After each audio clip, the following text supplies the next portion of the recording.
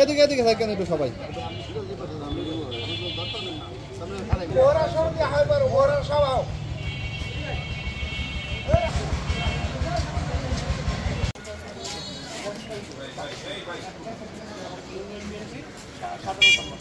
নাসির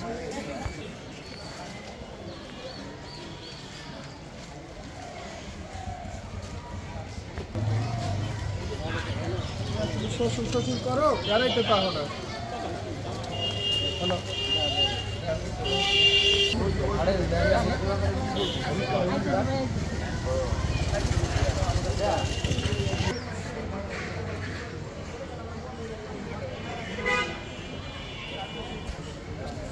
ওই যে আপনি কপি দিয়ে দিলেন আমার তখন আর অস্তিত্ব দিলেন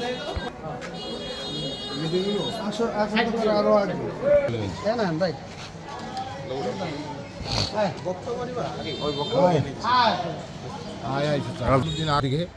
এই ঘটনায় আমাদের লার্নেট মনির সাহেবের চেম্বারও বোম মারে এবং এখানেও বোম মারে। আমরা আসলেই এখন কোথা থেকে এই ঘটনা ঘটলো আমরা বুঝতে পারি না। তো আমরা তো লয়াররা তো পলিটিক্স করতে পারি, কিন্তু পলিটিক্স করা মানে তো এইটা না।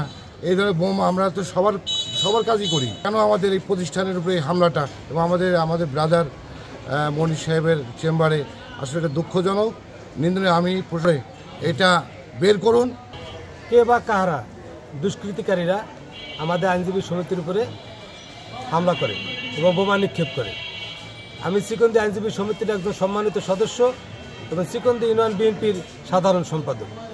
আমি এই আইনজীবী সমিতির উপরে যে ন্যাক্কারজনক হামলা এবং বোমা হামলা, এটা সুষ্ঠু তদন্ত আমি প্রশাসনের কাছে দাবি করছি আপনাদের মাধ্যমে। বোমা হামলা হয়েছে, সেই বোমা আমাদের আইনজীবী সমিতির ভবনে মারছে। আমি খবর পাইছি সকালবেলায়, কক্ষটা আসার পরে আমি পুলিশ সঙ্গে জানাচ্ছি। এখন মিডিয়ার মাধ্যমে এবং প্রশাসনের মাধ্যমে আমি একটা সুস্থ তদন্ত করে একটা দৃষ্টান্তমূলক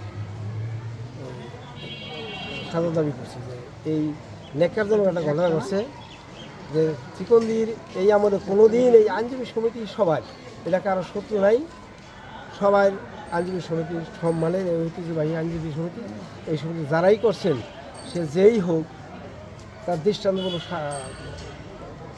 শাস্তি দাবি করছে। 1:15 দিকে অ্যাডভোকেট রুবায়েত আনোয়ার মনির সাহেব উনি টেলিফোন করে জানায়, ভাই আমার চেম্বারে কে বাঁকাহারা ককটেল মেরেছে। ঘটনার সংবাদ পেয়ে আমি দ্রুত শ্রীকন্দী ফাঁড়ির যে নাইট পার্টি সহ আমি ঘটনাস্থলে যাই। ঘটনাস্থলে শ্রীকন্দী মনির সাহেবের চেম্বারে গিয়ে দেখতে পাই যে ওখানে অজ্ঞাতনামা দুষ্কৃতকারীরা কে বাঁকাহারা ককটেল সাদৃশ্য কোনো বস্তুর বিস্ফোরণ ঘটিয়েছে।